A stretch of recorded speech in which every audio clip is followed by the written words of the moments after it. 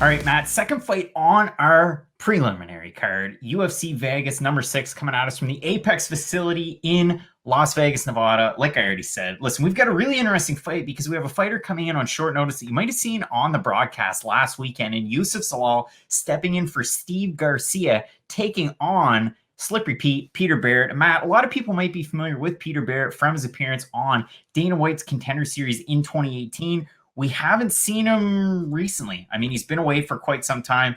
He's a guy that was supposed to fight Danny Henry earlier on this spring. That, of course, canceled due to COVID. Then the fight against Steve Garcia. Now in steps Youssef Zalal. And it's an interesting one because if you look at what Peter Barrett's good at, he's kind of good all over the place. His fight on Contender Series, he got beat quite heavily in the first round, rallied in the second and the third, got the win. And it's just been kind of a waiting game. I mean, he's a Boston guy, trains out of Sityodtong, Boston for stand-up, trains out of Lausanne's mixed martial arts, gets to work in some of that jiu-jitsu. And you have really good training partners there in the Rob Fonts, Calvin Caters, and, I mean, the namesake Joe Lauzon to work with. He's a southpaw, which is one of those things that you always have to worry about. You never know how it could affect you, Zalal, coming in here on the short notice. But all in all, it should be a good one. It's an interesting clash of styles. And then if you look at Youssef Zalal, I mean, he's won 3 fights in a row, had the wild flying knee in LFA to get him into the UFC. He had lost 2 fights before that. He comes into the UFC and already he's picked up some really big wins over Austin Lingo, a guy who did some things on that regional scene with LFA, as well as Jordan Griffin picking up the decision in his last fight, in a fight that some people weren't really sure how it was going to go. I know majority of us scored it for Youssef Zalal. The thing that gets tricky here, you don't see this all the time. When a short notice fighter comes in and all of a sudden they're a huge favorite. Youssef Zalal right now, a minus 355 favorite. Peter Barrett coming in a plus 280 or thereabouts. I'm sure those odds are going to change as we move forward. Over on Topology, this is the weird thing. At a 693 votes, 95% going with Youssef Zalal to win, 74% predicting decision. How do you see this fight? So I think that you set it up really, really well. But Youssef Zalal, you really can't say enough good things about him. Like, a guy outside the UFC who loses 2 fights in a row very rarely only wins one and then gets brought up to the big show. But that flying knee knockout was one of the better KOs I've really ever seen. And Youssef Zalal, ever since he came into the UFC, that's what you have to worry about guys like that. If you're in the regional scene or in a smaller promotion, you get a highlight reel KO, and then the UFC is like, oh, just jump on board. You're always a little worried about guys like that. Mark Casey comes to mind. I know he had his highlight reel KO in the UFC, but anytime you get a highlight reel KO, you just start moving up the ranks quickly. You're going to run into a roadblock eventually. And Youssef Zalal he seems like he is improving as he keeps on gaining more experience, which is what you really like to see from a prospect. And the Jordan Griffin fight, I think that was a really pivotal one because we like to throw out the term gatekeepers a lot. And there's different kinds of gatekeepers.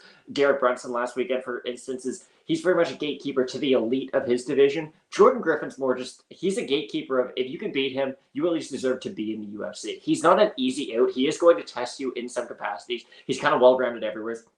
And I mean, Youssef Zalal just kind of beat the brakes off him. His striking is insane. He does invest in those calf kicks like we like to bring up a lot. Not afraid to let his hands go, too. There's some guys who, they're a great striker, but their output doesn't really in line with how good of a striker they are. So in some fights, they can just kind of be caught by not doing as much as their opponent. Youssef Zalal is not one of those guys. Really throws his combinations well, adds his kicks in there. I really can't say enough good things. And for old Slippery Pete, it is a hard first fight into the UFC for him. And for Peter Barrett, I mean, you can do the tape study. He's fought the majority of his career with Cage Titans in New England. Like I said, he's a Boston fighter. And if you look at his last 2 wins, Nick DiSabatino was 5-1. And then he had the fight against Sang Hoon Yu over with Dana White's Contender Series. The guy that was 5-0, he picked up the unanimous decision win. Then we're going back, lost by armbar 2 years ago to Connor Berry. And then before that, and I have to bring this up because at the time, one of my favorite fighters, and if you want to go see his record over on Topology, I know it sounds like we're ragging on him, but it is an interesting record. Jay Ellis at the time was 15-75. And I have seen Jay Ellis fight in person. I saw him fight against Caleb Hall in Bangor, Maine. And when he got taken down, he slammed his hand on the mat to try and push himself up. The referee thought he was tapping and ended the fight, and he lost by submission. So Jay Ellis, some of the worst luck in MMA and not the best record. But with a guy like Peter Barrett, I mean, in that first round, like I take that with a lot of, I really take that into account because he got taken down. He got mounted really quickly. He got put into submissions. He got out of all those bad positions. He ended up winning the fight, but it's just one of those ones where if you have issues against a guy that's 5-0 with not the most experience, we're talking about a guy, and again, not a ton of experience, 9-2 for Zalal. He's almost 24 years old, but he's gaining in leaps and bounds fight over fight. And he's one of those guys that you can tell the fight IQ is there. And he's light years ahead of other people that would be 24 years old at this point in his career. So I think a win over Peter Barrett on short notice, it's one of those things that, A, hey, this guy's a company guy. B, if he does get the win, holy smokes, that opens up some pretty big possibilities. And we're talking about a busy division at 45.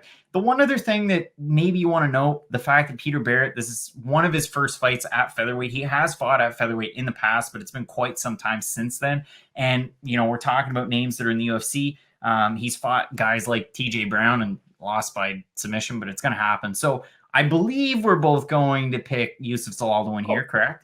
Oh, yeah, and I mean, he trains at Factory X Muay Thai, which is a gym that doesn't really get a lot of credit, even though, it's roster. There's a ton of UFC and Bellator guys on there. I mean, Ian Heinisch is always the first guy that comes to mind when I think of their gym for some reason. But Alexander Hernandez, to me, is probably the name that jumps off the page. I mean, if you're training with a guy like Hernandez to get ready for a fight like this, you're ready to go. So both going with Youssef Zalal to win the fight, pick up the big dub on short notice, taking on Slippery Pete. You're not going to want to miss the rest of our predictions for the card. We've got a lot of them. There's 12 fights on this one, including an extended look at our main event between Derek Lewis and Alexei Oleinik. Matt, you're going to want to keep locked in with Fight Night picks, and as we always say, let's get into it.